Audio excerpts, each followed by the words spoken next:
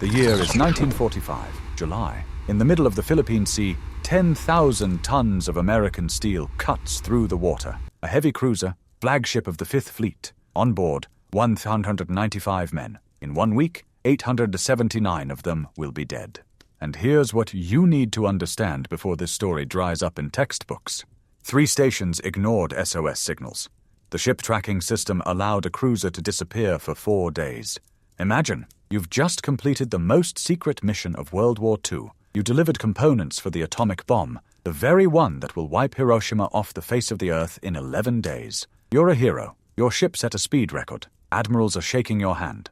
And 72 hours later, you're drifting in the open ocean, fighting off sharks with your bare hands, watching your shipmates go insane from thirst and drink salt water that kills them faster than dehydration, listening to them scream that they see an island and swim away into nowhere, forever.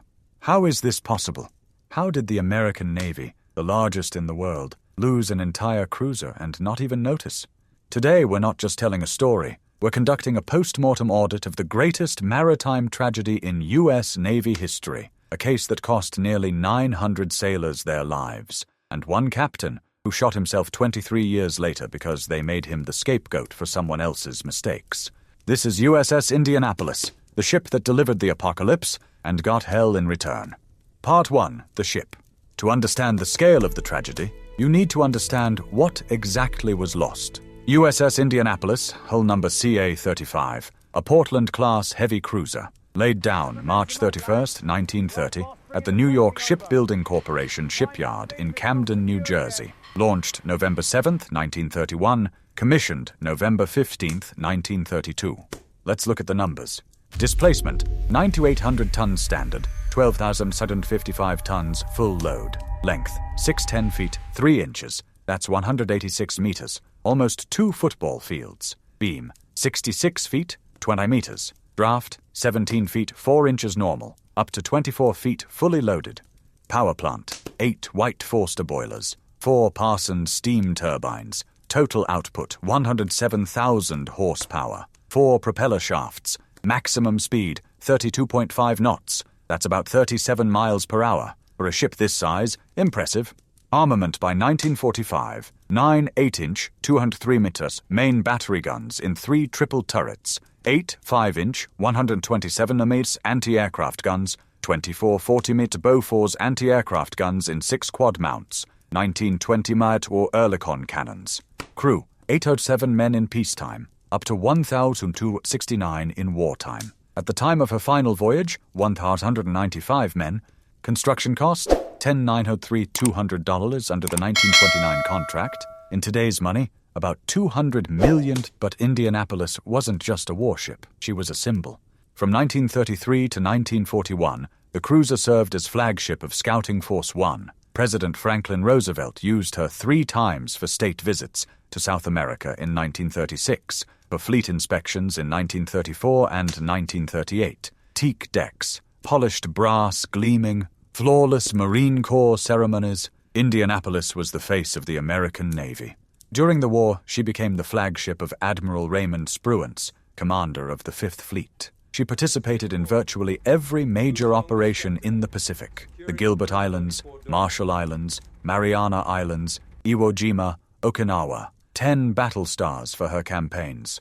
On March 31, 1945, during operations off Okinawa, Indianapolis took a hit from a kamikaze. A Japanese pilot dropped a bomb that punched through the decks and exploded beneath the hull. 9 men died. The ship suffered serious damage: bent propeller shafts, ruptured fuel tanks, disabled water distillation equipment.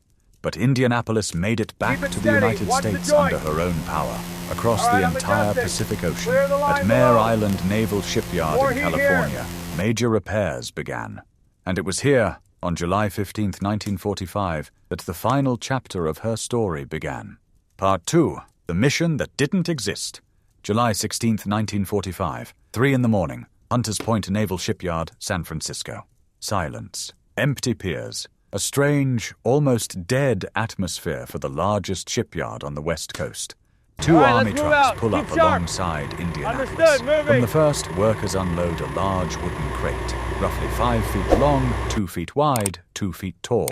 It's placed in the port hangar for float planes and surrounded by a Marine guard. From the second truck emerge 2 men in Army artillery officer uniforms. They're carrying a metal cylinder, about 3 feet tall, 2 feet in diameter, a lead container. It's welded to the floor in Admiral Spruance's cabin and secured with chains. The artillery officers are Major Robert Furman and Captain James Nolan. In reality, Furman is an engineer from the Manhattan Project. Nolan is a radiologist from Los Alamos. Their job, escort the cargo to its destination. What was in the crate? The detonation mechanism for the Little Boy atomic bomb, the so-called gun-type mechanism, where one piece of uranium is fired into another, creating critical mass. What was in the container? 38.5 kilograms of enriched uranium-235 in disk form. This was roughly half of America's entire supply of enriched uranium at the time. Captain Charles Butler McVay III, commander of Indianapolis, received instructions from Rear Admiral William Petrel and Captain William Parsons. He probably wasn't told the exact contents of the cargo, but he knew one thing. If the ship started sinking, first save the crate and the container, then the men. That same day, July 16, 1945, in the New Mexico desert, the first atomic bomb in history exploded. The Trinity test. A few hours later, Indianapolis put to sea. Coincidence? No. They were waiting for the test results. If Trinity had failed, the mission would have been cancelled. Now the race begins. Indianapolis had to deliver the cargo to the island of Tinian in the Mariana Archipelago, a B-29 bomber base, from which Enola Gay would take off a few days later carrying the bomb for Hiroshima. Distance from San Francisco to Tinian via Pearl Harbor, about 5,000 nautical miles. A normal crossing would take 10 to 12 days. Indianapolis had less. And here the cruiser showed what she was capable of. San Francisco to Pearl Harbor, 2,091 nautical miles. Indianapolis covered this route in 74.5 hours. Average speed, 29 knots. It was a record that remained unbroken for the rest of the war. July 19th, a brief stop at Pearl Harbor for refueling. A few hours, and back to sea. July 26, 1945, Indianapolis arrived at Tinian. 10 days for the entire journey. The unloading took place under the observation of so many admirals and generals that the crew couldn't figure out what they'd been carrying. Sailors joked, probably toilet paper for Admiral Nimitz. They learned the truth only on August 6th, when the radio announced Hiroshima. On one of the bombs loaded into Enola Gay, someone from the ground crew had written, "Greetings to the Emperor from the men of the Indianapolis." Mission accomplished, but here's the first nail in the coffin. General Leslie Groves, director of the Manhattan Project, later wrote that Indianapolis was a very poor choice for transporting bomb components. The cruiser had no sonar, equipment for detecting submarines, no torpedo protection, no additional armor layer on the hull. Her design was such that a single torpedo was able to sink her quickly. That's exactly what happened. Part 3. The Road to Nowhere. After unloading at Tinian, Indianapolis headed to Guam, another base in the Mariana Archipelago. There, part of the crew who had completed their tours of duty were replaced by new sailors. More than 25% of the personnel, newcomers who had just arrived on the ship. July 28, 1945, Indianapolis received orders. Proceed to Leyte Gulf in the Philippines to join Task Force 95 under Vice Admiral Jesse Oldendorf. Mission: training exercises before the planned invasion of Japan. Route: from Guam to Leyte, 150 nautical miles, about 2,100 kilometers. Expected arrival, July 31st. And here begins a chain of errors.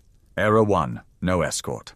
Captain McVay requested an escort, at least one destroyer with anti-submarine equipment. He was refused. Reason: shortage of ships. The official Navy position: combat ships capable of taking care of themselves don't need escorts. Indianapolis was considered such a ship, despite having no sonar. Error 2, intelligence not passed on. American intelligence knew about a Japanese submarine in the area of Indianapolis's route. The Ultra system, breaking Japanese codes, had intercepted messages, but this information was not passed on to Captain McVay. He didn't know he was heading straight into enemy territory. Error 3, the arrival by default system. The U.S. Navy had a rule: combat ships were exempt from mandatory arrival reports. If a ship didn't arrive in port, that wasn't yet cause for alarm. Maybe it was redirected. Maybe it was delayed. Indianapolis was supposed to arrive at Leyte on July 31st. When she didn't arrive, nobody raised an alarm. The port commander shrugged and went on with his work. Error 4. The zigzag order. Zigzagging, a standard maneuver for evading submarines. The ship constantly changes direction to make it harder for a torpedo to hit. McVay's orders read, "Zigzag at your discretion, weather permitting."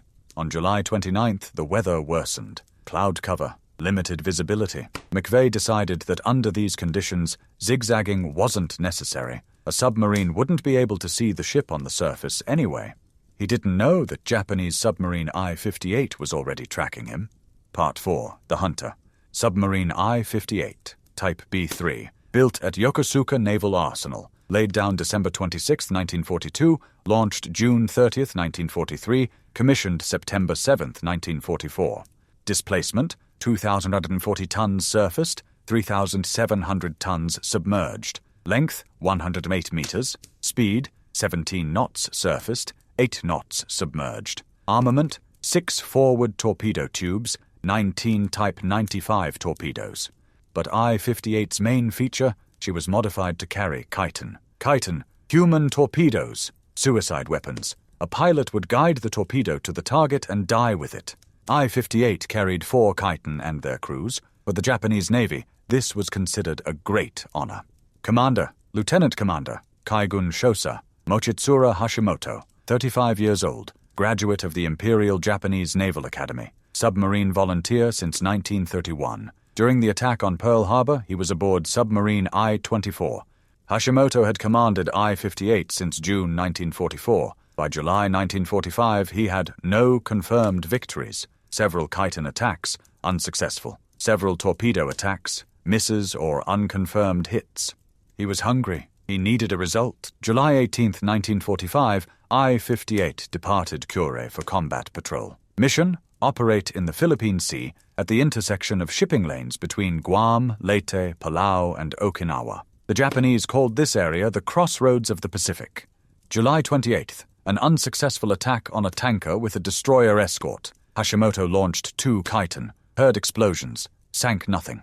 On July 29th, Hashimoto decided to move to an area where, by his calculations, the shipping lanes intersected. He trusted his intuition.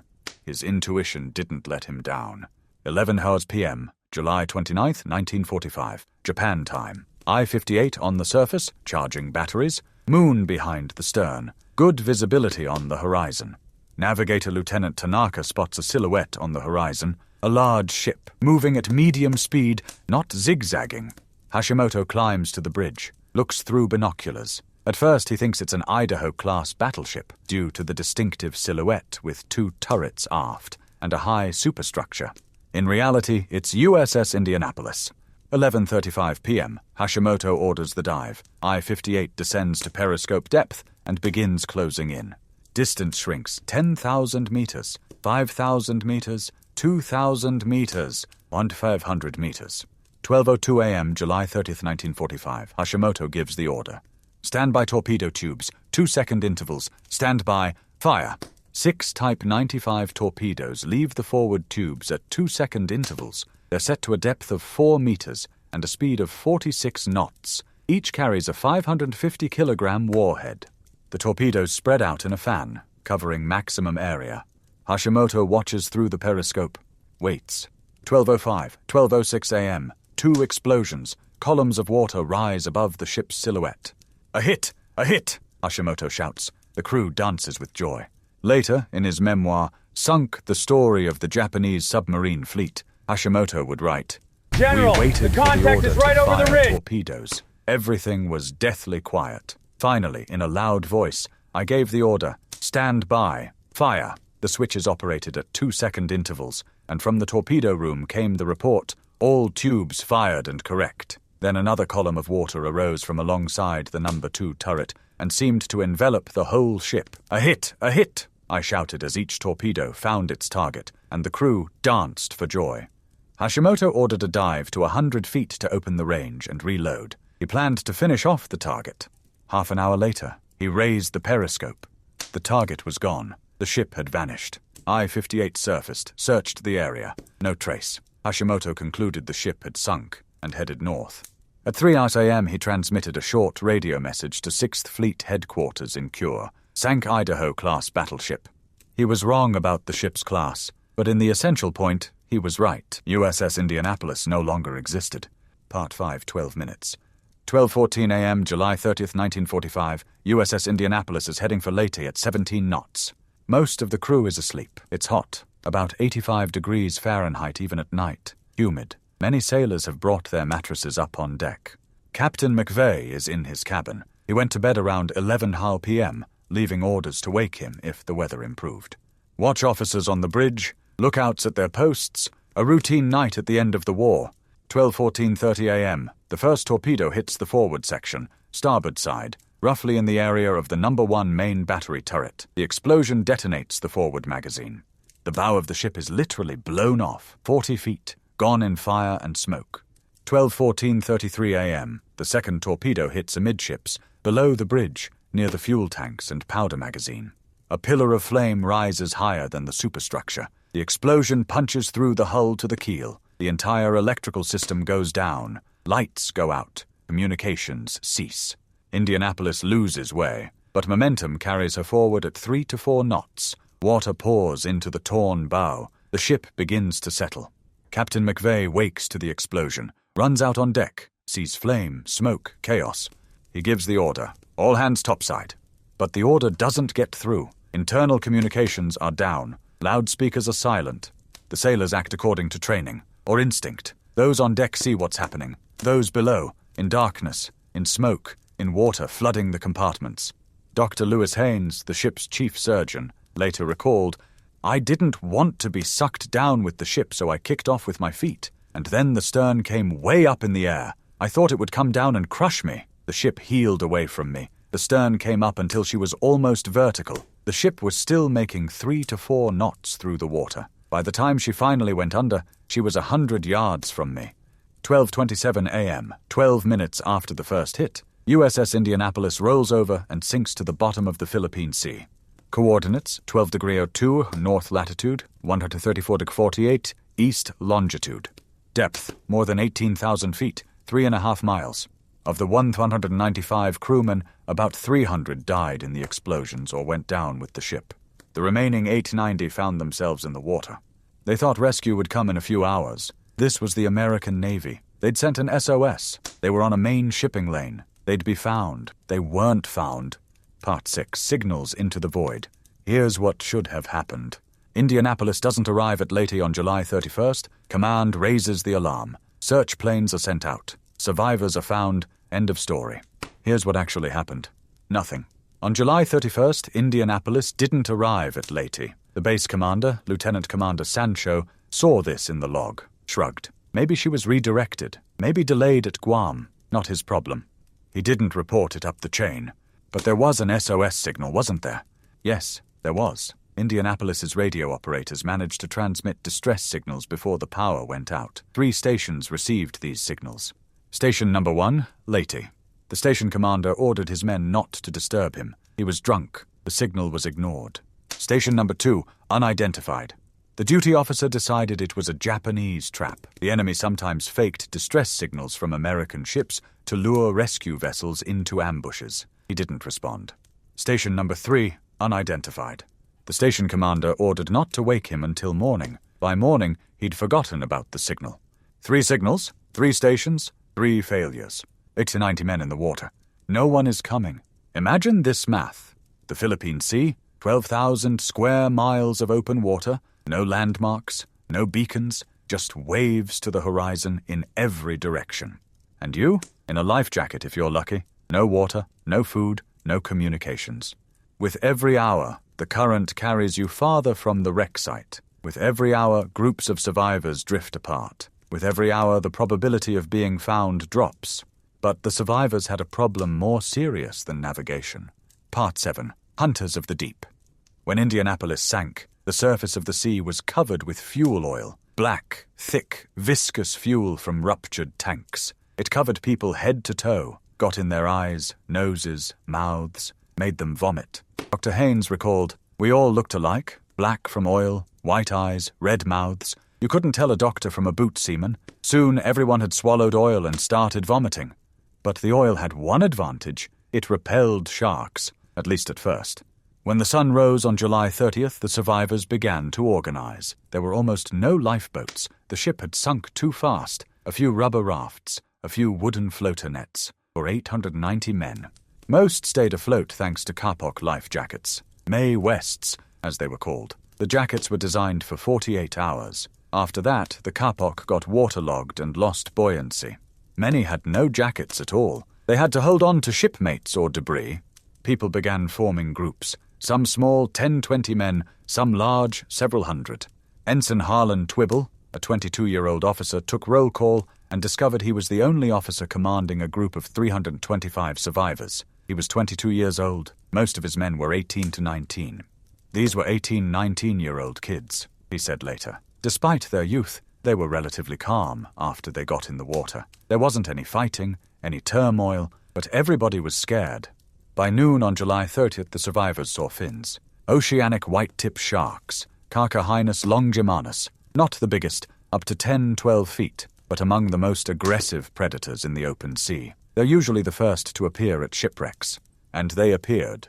At first, the sharks went after the dead. Bodies of those who had died from wounds or drowned during the night attracted the predators. Survivors heard the sounds, the distinctive splashing, crunching. They tried not to look.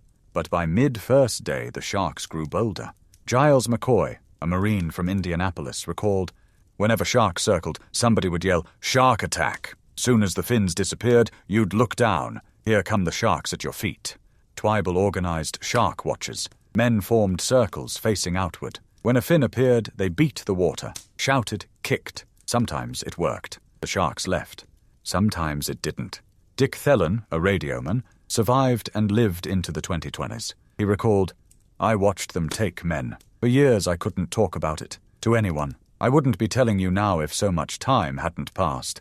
Sharks preferred loners. Those who had drifted from the group, those who fell asleep and drifted away, those who were wounded. Blood attracted predators from miles away. One life ring became the center of a kind of island of people. When someone fell asleep and drifted away, they were alone, defenseless. A fin would appear from nowhere, and the person would disappear. The exact number who died from sharks is unknown. Estimates range from a few dozen to 150. Many survivors never saw any sharks. They were in other groups, farther from the main wreck site. But those who saw them never forgot. Discovery Channel's documentary Ocean of Fear, 2007, called the Indianapolis disaster the worst shark attack on humans in history. However, U.S. Navy historians note that sharks mostly fed on already dead bodies. They attacked the living less often than commonly believed. But that's cold comfort for those who were there. Part 8. The Enemy Within. Sharks weren't the main killers. The main killer was the sea itself. Imagine, you're floating in salt water. Temperature, about 82 degrees Fahrenheit. Sounds tolerable, right? But water draws heat from the body 25 times faster than air.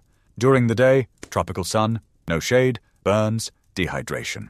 At night, water temperature drops. People started shivering. Their teeth chattered so hard that Andre Sospizio, one of the survivors, put a rope between his teeth, and by morning had nearly chewed through it. Dr. Haynes recalled, "High fever gripped our shivering bodies. It ate away at our minds, and soon we became a mass of delirious, screaming men." But worse than cold and heat was thirst. You're surrounded by water, billions of gallons of water, and you can't drink a drop. Seawater contains about 35 grams of salt per liter. Your kidneys can't excrete that much salt. To flush the salt from 1 liter of seawater, your body needs 1.5 liters of fresh water, which you don't have. Drinking seawater is poison. It doesn't quench thirst, it intensifies it. It pulls water from your cells, it destroys your kidneys, it drives you insane. Literally. By the second day, men started drinking seawater. They couldn't stop. Thirst was stronger than logic. Dr. Haynes. When the sun came up and we were in that crystal clear water, you were so tortured with thirst that you couldn't believe that water wasn't fit to drink. I had difficulty convincing people not to drink. I remember I'd slap men who were drinking salt water trying to stop them.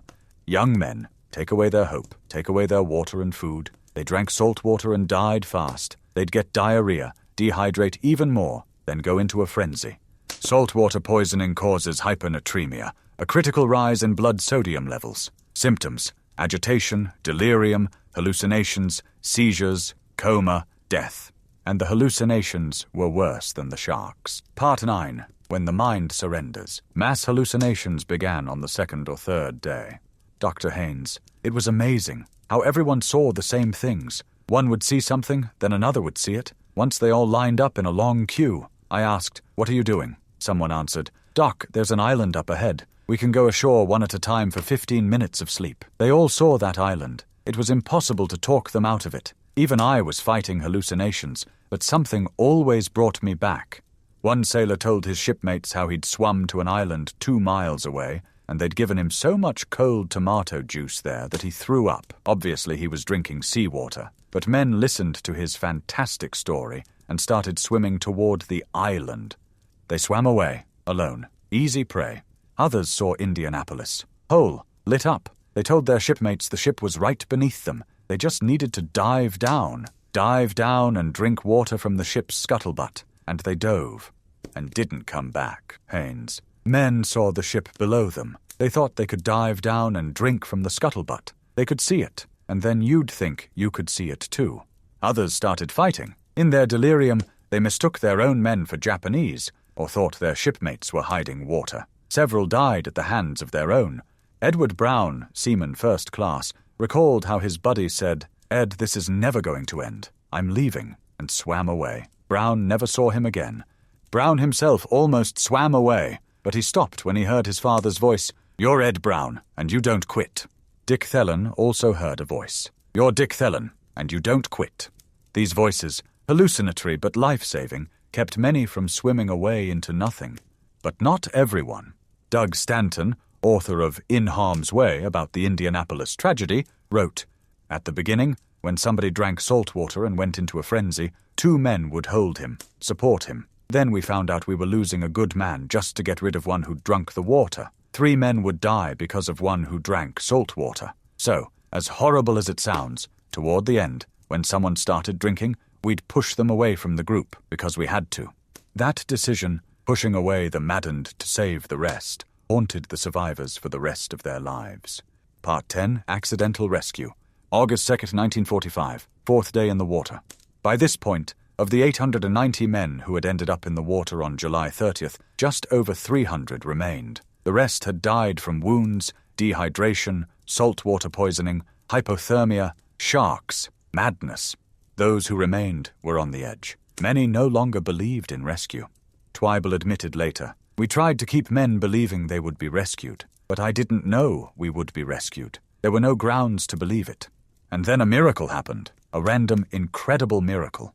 9:10 a.m., August 2nd, 1945. A PV-1 Ventura patrol bomber from Squadron VPB-152, based at Peleliu, takes off on a routine patrol looking for Japanese submarines.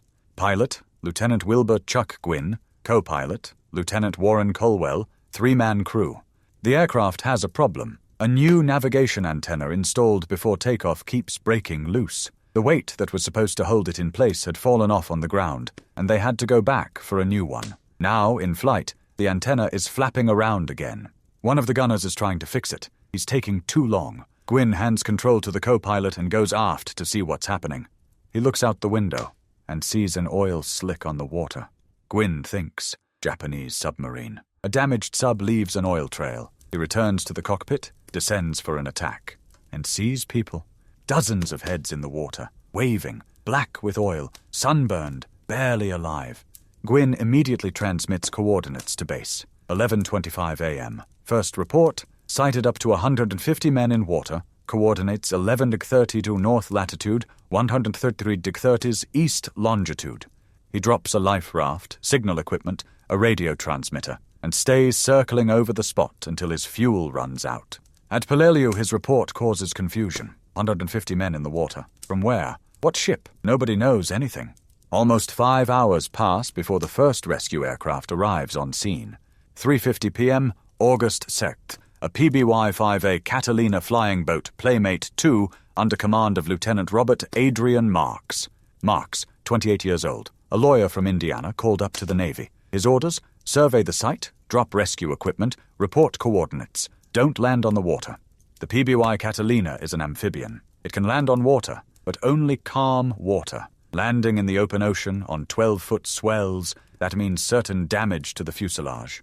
Marks descends, sees the survivors, drops 3 life rafts. One breaks apart on impact with the water, the others land too far away from the exhausted men. And then he sees a shark attack a man in the water. Marks makes a decision. He contacts his squadron commander, Lieutenant Richard Atterbury, circling above in his Ventura, reports that he's going to land. Atterbury reminds him of the danger. Marks takes a vote among his crew. Unanimous, we're landing. 5:05 p.m. Marks sets the Catalina down on 12-foot swells. The plane bounces 3 times, the first bounce 15 feet high. The fuselage takes damage. Rivets pop, seams split. The radio compartment starts flooding. They'll have to bail 10 to 12 buckets of water per hour. But the plane stays afloat. Marks begins picking up survivors. First, the loners and wounded, those in the greatest danger. He moves from group to group, pulling men from the water. One of the crew members, a short, stocky guy of Italian descent, a former wrestler in school. He pulls men from the water with his bare hands, throwing them over his head into the plane.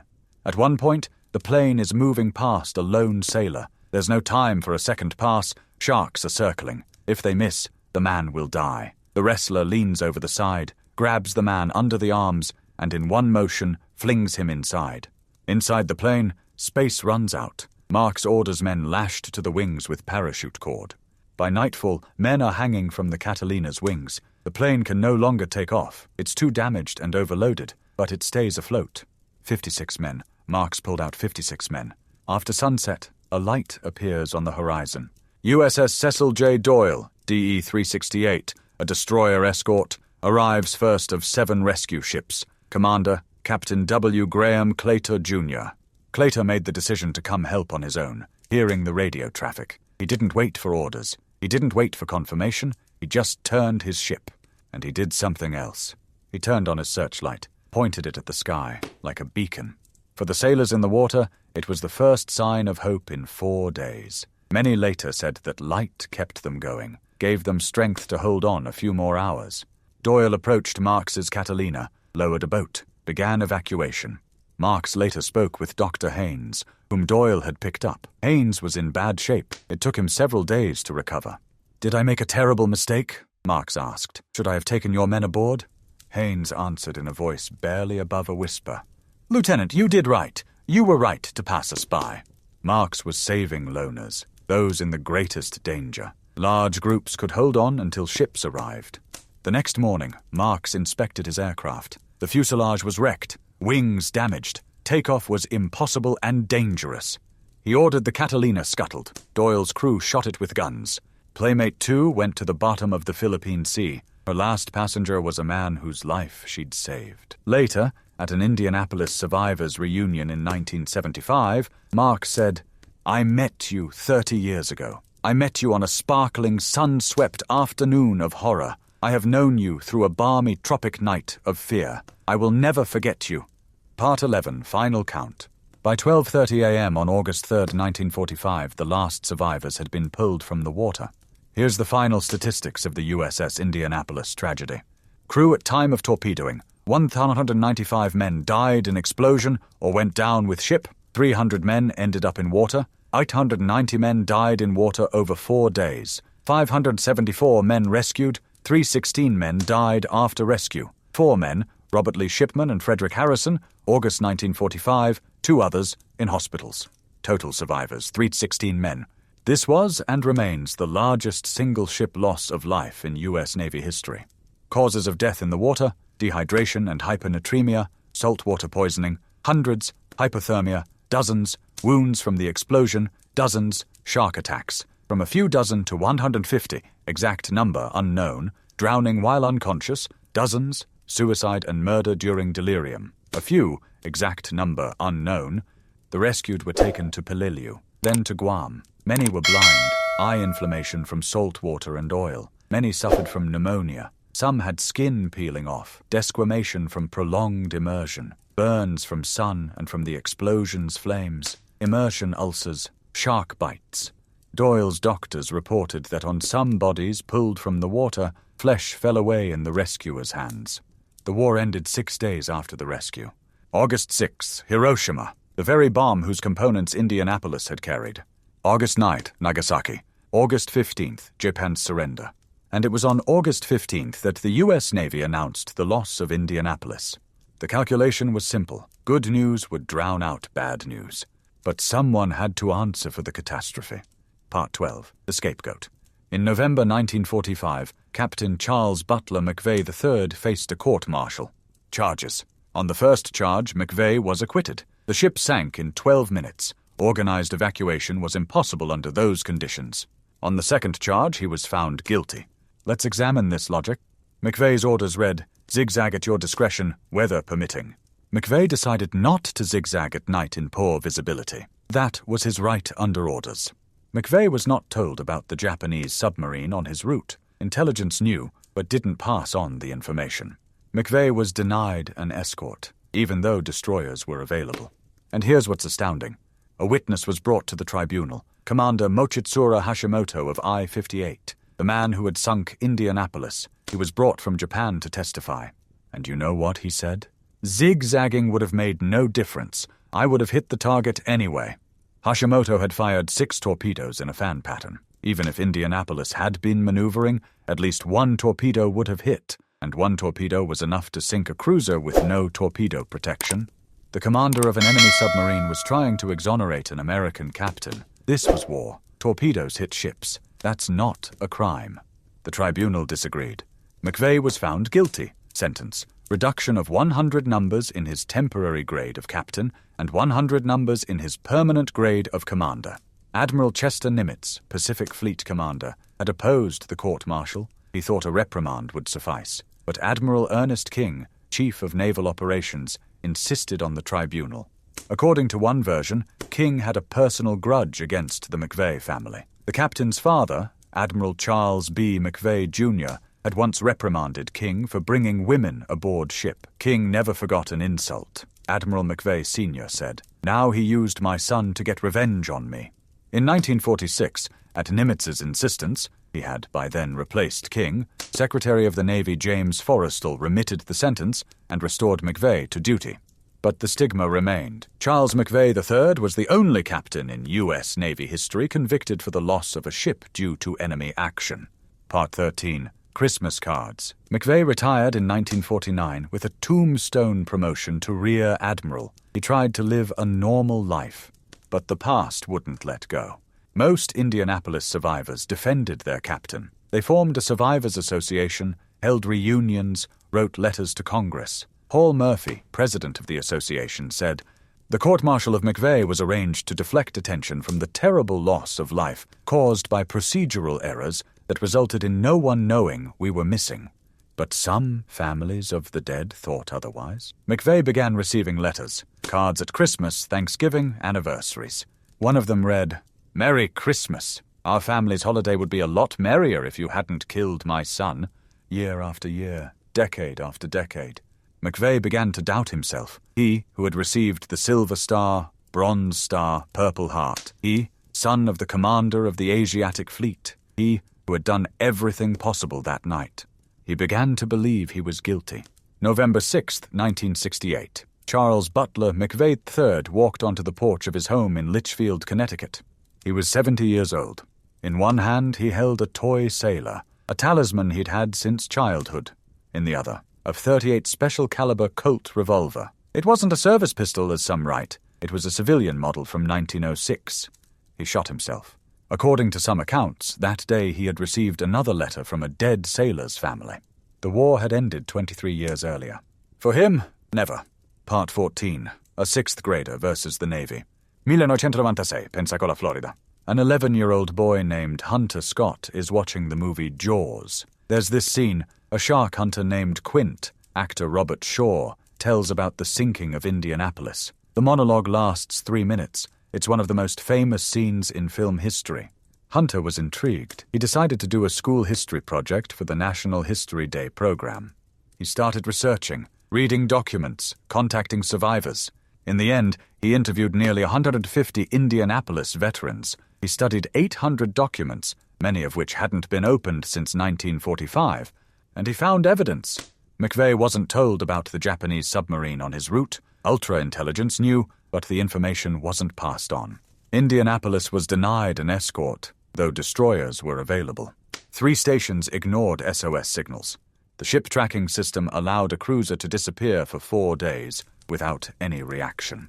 Hashimoto had testified under oath that zigzagging wouldn't have saved the ship. Hunter Scott, a 6th grader from Florida, had built a more convincing defense case than military lawyers in 1945. His project came to the attention of Congressman Joe Scarborough, then Speaker of the House Newt Gingrich. In May 1999, Hunter testified before the Senate Armed Services Committee. He was 14 years old. He held in his hand McVay's dog tag, the very one, with his fingerprint, that the captain had worn since his days as a midshipman at the Naval Academy. And he said, "This is Captain McVay's dog tag from his time at the Naval Academy. As you can see, on the back is his fingerprint. I wear it as a reminder of my mission, in memory of a man who took his own life in 1968. I wear this tag to remember. Only in America can one person make a difference, regardless of age. I wear this tag to remember the privilege and responsibility of carrying forward the torch of honor passed to me by the men of the USS Indianapolis." October 30th, 2000, President Bill Clinton signed a resolution of the 106th Congress. The resolution stated, "The American people should now recognize Captain McVay's lack of culpability for the tragic loss of the USS Indianapolis and so many of her crew. Captain McVay's military record should now reflect that he is exonerated for the loss of the USS Indianapolis, 32 years after his death, 55 years after the loss of the ship." Hunter Scott later attended the Naval Academy and served as an officer on USS Bonhomme Richard, LHD-6.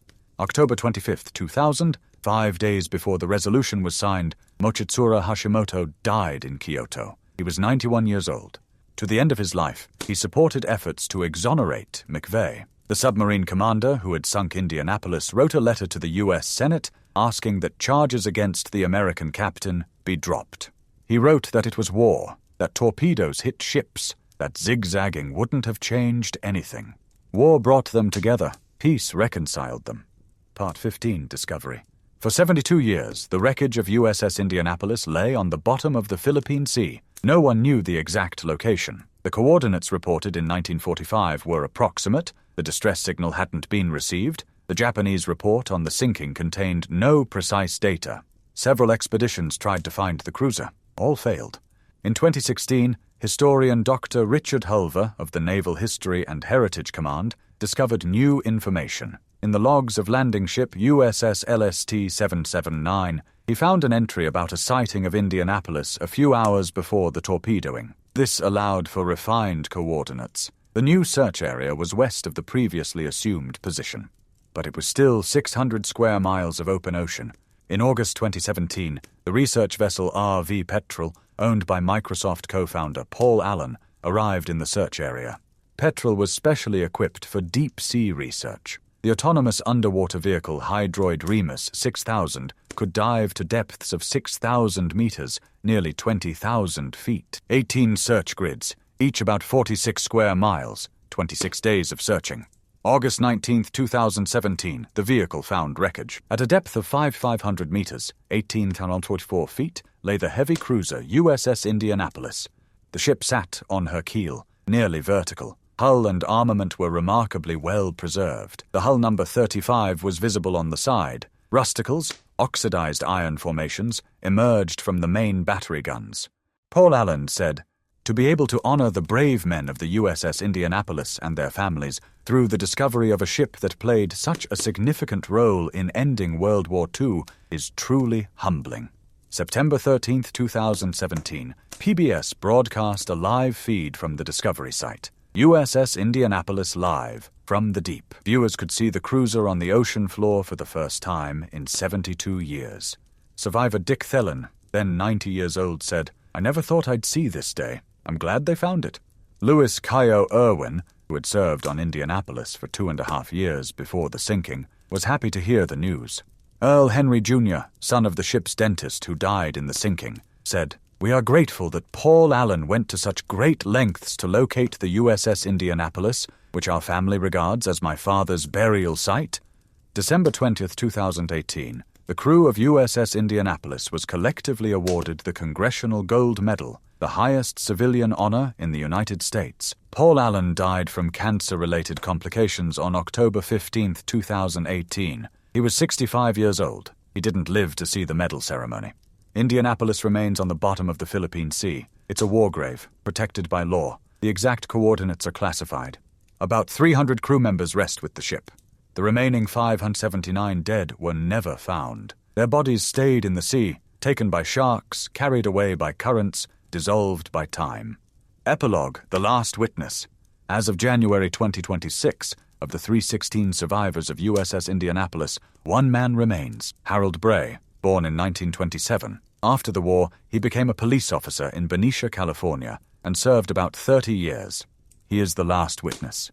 When he's gone, the story of USS Indianapolis will become only text in textbooks, only footage in documentaries, only a scene in Jaws. But while he lives, it's not history, it's memory. Verdict, final audit. So, what killed 879 men from USS Indianapolis? Not a Japanese torpedo, though it started the chain of events. Not sharks, though they took dozens of lives. Not the sea, though it was merciless. They were killed by the system. A system that didn't pass intelligence to the captain, a system that denied an escort, a system that ignored SOS signals, a system that didn't notice 1,195 men disappear for 4 days, a system that found a scapegoat instead of admitting its mistakes. Captain McVay did everything he could. He gave the order to abandon ship. He was one of the last to go over the side. He survived in the water with his men. And then bureaucracy destroyed him. He wasn't tried for what he did wrong. He was tried because someone had to answer. And he answered for 23 years, until the very end. USS Indianapolis completed her mission. She delivered atomic bomb components. She helped end the war. But the war didn't end her. 879 men died not on the battlefield. They died waiting for rescue that didn't come. And that is the real crime. Not the torpedo, not the sharks, not even zigzagging. Indifference. If this breakdown was useful to you, hit the like button. It helps the video break through the algorithm and reach those who need to know this story. Subscribe if you want to see more breakdowns, because history isn't about the past, it's about not repeating it. See you in the comments. And remember, the sea doesn't forgive, but it doesn't forget either. But wait, don't go. For you, my dear subscribers, I've prepared something special. A bonus section, an experiment, an alternative reality. What would have happened if one officer hadn't been drunk? If one destroyer had gone as escort? If the system had worked the way it was supposed to work? How many of those 879 men would be alive today? Now we find out. But I need your opinion. If you like this format, alternative history after the main breakdown, write in the comments. Give it a thumbs up, let me know. If not, write that too. I'll remove it. No hard feelings. For now, buckle up, because now we're rewriting history. Part 2. Alternative reality. The universe where 879 men survived. Alright, let's play a game. Let's imagine an alternative timeline. A universe where the US Navy didn't make a chain of catastrophic errors. Where one destroyer was sent as escort. Where one SOS signal wasn't ignored by a drunk officer. Where the system worked the way it was supposed to work. What would the story of USS Indianapolis look like today? Buckle up, because this is where it gets interesting. Turning point number 1. Escort. What if they'd sent just one destroyer? July 28, 1945. Guam. Captain McVay requests an escort for the transit to Leyte. In our reality, he was refused. Ship shortage. Combat vessels can take care of themselves. But let's imagine they said yes. Let's imagine that alongside Indianapolis, a single Buckley-class destroyer escort went to sea, like, for example, USS England, DE 635. You know what USS England was? A destroyer escort displacing 1,400 tons, crew of 186, maximum speed 23 knots, slower than Indianapolis, but enough for escort duty. Construction cost? About $5 million, but most importantly, England was equipped with QSL-1 sonar, a device that sends a sound pulse into the water and catches the echo from solid objects, like a submarine hull. Anti-submarine weapon Hedgehog, a mortar that fires 24 projectiles ahead of the ship's course. The projectiles explode on contact with the target. Depth charges for finishing the job. And you know what USS England did in 12 days in May 1944? Sank 6 Japanese submarines in a row. RO-106, RO-104, RO-116, RO-108, RO-105, and helped destroy RO-105. 6 submarines in 12 days. That's the absolute record in anti-submarine warfare. Unbroken before or since. Even legendary British commander Frederick Walker on HMS Starling took 19 days for 6 kills. Admiral Ernest King, Chief of Naval Operations, said, "There'll always be an England in the United States Navy." Now imagine one such destroyer escort sailing alongside Indianapolis. July 29th, 11:00 p.m. I-58 surfaces to charge batteries. Her radar picks up 2 silhouettes instead of 1. Hashimoto evaluates the situation. 1 large ship, a battleship or cruiser. 1 small, a destroyer. Destroyer, sonar, death for a submarine. In our alternative reality, he has 2 options. Option A, he decides not to attack. Too risky. The destroyer will pick him up on sonar, and in an hour, I-58 will be on the bottom with a punctured hull. Hashimoto leaves to find easier prey. Indianapolis arrives at late July 31st, 195 men alive. Captain McVay continues his career. The war ends. The story is forgotten. Option B, Hashimoto decides to attack. He's brave, he's hungry, he needs a victory. He fires 6 torpedoes, 2 hit Indianapolis. The ship sinks in 12 minutes. But the escort destroyer immediately registers the explosion, switches on sonar, finds I-58, attacks with depth charges. Meanwhile, the destroyer's radio man transmits a distress signal, not from a sinking ship where the power has failed, from an intact ship with working communications. Mayday, Mayday, USS Indianapolis torpedoed. Coordinates 12 degrees 02's north latitude, 134 degrees west's east longitude, ship sinking, many men in water, immediate assistance required. The signal is received, this time received. Within 2 hours, the first aircraft are on scene. Within 6 hours, the first ships. By dawn on July 30th, all 890 men who ended up in the water are pulled aboard. Losses, 300 dead from the explosion and sinking. A tragedy, but not a catastrophe. For comparison, USS Little, DD-803, was sunk by kamikazes on May 3, 1945, off Okinawa. The ship went down, but other ships were nearby. Rescue came in 2 hours. Of 339 crew, 30 died, 79 were wounded, rescued 230. 2 hours versus 4 days. That's what it means, not to be alone. Turning point to Bertu. Sonar. What if Indianapolis had a hydrophone? Here's a mind-blowing fact. USS Indianapolis, a heavy cruiser, flagship of the 5th Fleet, a ship worth nearly $11 million, had no sonar. General Leslie Groves, director of the Manhattan Project, later wrote that Indianapolis was a very poor choice for the secret mission. She had no underwater sound equipment and was so designed that a single torpedo was able to sink her quickly. Why didn't a 1932-built cruiser have sonar by 1945? Because cruisers weren't considered anti-submarine ships. Their job: surface combat, landing support, carrier escort. Submarine hunting was destroyers' work. But here's the problem. Indianapolis was sailing without destroyers. Let's imagine an alternative. During repairs at Mare Island in July 1945, Indianapolis is equipped with sonar. Not a full anti-submarine system, just a passive hydrophone that listens for sounds underwater. By 1945, such equipment was standard. Even merchant ships sometimes carried it. July 29th, 11:30 p.m. The hydrophone watch operator hears a distinctive sound. Rhythmic thud, thud, thud. The diesel engines of a submarine on the surface. He reports to the bridge. Contact. Bearing 045, range unknown. Captain McVay makes a decision. He has no weapons against a submarine, but he has speed. Indianapolis pushes to 25 knots, changes course 90 degrees, moves away from the contact. I-58 loses the target. Hashimoto pursues, but the cruiser is faster. By dawn, Indianapolis is safe. July 31st, arrival at Leyte, 1,195 men alive. Cost of a hydrophone, a few $1,000s. Cost of its absence, 879 lives. Turning point number 3, the SOS signal. What if one officer hadn't been drunk? Here's the craziest part of the Indianapolis story. 3 stations received the distress signals. 3. Station number 1, Leyte. The commander was drunk, ordered his men not to disturb him. Station number 2, unidentified. The duty officer decided it was a Japanese trap. Didn't respond. Station number 3, unidentified. The commander ordered not to wake him until morning. By morning, he'd forgotten about the signal. 3 stations, 3 failures, 879 deaths. Let's imagine there was a sober officer at station number 1, July 30th, 12:30 a.m. A radio man receives a signal. SOS, USS Indianapolis, torpedoed, sinking.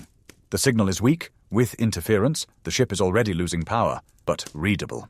The sober officer raises the alarm. Contacts command. Checks. Where is Indianapolis supposed to be? Answer. En route from Guam to Leyte. Expected arrival, July 31st. The officer looks at the map, calculates. If the signal came from there, that's mid-route. That's plausible. He makes a decision. Send reconnaissance. July 31st dawn. A PBY Catalina patrol plane takes off to search. 3 hours later, discovers an oil slick and men in the water. By noon on July 31st, rescue operations begin. Time in water, 24 hours instead of 96. Dehydration, minimal. Hypothermia, 1 night, tolerable. Hallucinations from saltwater poisoning, hadn't developed yet. Shark attacks, isolated. How many would have survived? Let's calculate. Of the 8 to 90 men in the water, in the first 24 hours mainly the wounded died, those who wouldn't have survived anyway. By various estimates, 50 to 100 men. The remaining 798-40 would have been rescued. Total, 400 dead instead of 879. Rescued, 790 instead of 316. Difference, 474 lives. Price, 1 sober officer at 1 radio station. Turning point number 4, the tracking system. What if someone had noticed the ship didn't arrive? Here's another fact that's impossible to understand from a common-sense standpoint. USS Indianapolis was supposed to arrive at Leyte on July 31st. She didn't arrive. And no one noticed. The base commander at Leyte looked in the log, saw that Indianapolis hadn't arrived, and just did nothing. Why? Because combat ships were exempt from mandatory arrival reports. The logic was, a ship might have received new orders, might have been redirected, might have been delayed for tactical reasons. Requiring a report for every arrival, bureaucracy. But this anti-bureaucracy logic cost 879 lives. Let's imagine a different system. A system where a combat ship that doesn't arrive in port within 24 hours of expected time is automatically declared possibly in distress. July 31st noon, Indianapolis hasn't arrived. The officer at Leyte sends a query to Guam. Confirm status of Indianapolis, expected today, has not arrived. Guam replies, Indianapolis departed July 28th on schedule. No route changes. The officer at Leyte realizes something's wrong. July 31st evening. Search begins. August 1st dawn. Patrol aircraft find survivors. Time in water, 48 hours instead of 96. Deaths to 500 instead of 879. Rescued, 690 instead of 316. Difference, 374 lives. Price, 1 automatic query. Turning point number 5. The court-martial. What if they hadn't looked for a scapegoat? Even if the tragedy occurred, even if 879 men died, the story could have ended differently. In November 1945, Captain Charles McVay faced a court-martial. He was accused of not zigzagging his ship. Japanese submarine commander Mochitsura Hashimoto flew from Japan and testified under oath. Zigzagging would have made no difference. I fired 6 torpedoes in a fan pattern. At least 1 would have hit anyway. The enemy was defending the American captain. The tribunal ignored his testimony. Let's imagine an alternative. Let's imagine the U.S. Navy conducted an honest investigation. That they acknowledged. 1. Intelligence knew about the Japanese submarine on the route and didn't inform the captain. Let's imagine that instead of a tribunal against McVay, there was a tribunal against the system. That officers who ignored the SOS were punished. That the base commander at Leyte was relieved. That ship tracking rules were changed. That McVay received not a conviction, but gratitude for doing everything possible in an impossible situation. In this alternative reality, McVay doesn't receive hate mail for 23 years, doesn't hold a toy sailor in his hand in November 1968, doesn't shoot himself in the head. He lives, retires, dies an old man surrounded by family. And the U.S. Navy learns from its mistakes, instead of hiding them behind one man. The Brazilian lesson, or how other countries solved similar problems. You might ask, this is all fantasy. Could the system really have been changed? Yes, it could. Look at Brazil in 1944-1945. The Brazilian Navy lost several ships to German submarines early in the war. After that, they did something simple. Every ship that went to sea got an escort, or at least radio contact with the Coast Guard. Every ship that didn't arrive on time was automatically declared in distress. Result? After 1943, not a single disaster with mass loss of life at sea. Look at the British Royal Navy. After the loss of HMS Hood in 1941, the British instituted strict protocols. Ships of cruiser class and above never go out without an escort in submarine threat zones. The tracking system works around the clock. Any missed report, immediate search. Result? Not a single case where a major British ship disappeared for several days without command knowing. The American Navy knew these practices. They worked with the British in the Atlantic. They saw how the system worked. But in the Pacific in July 1945, they decided that combat vessels can take care of themselves. Indianapolis couldn't.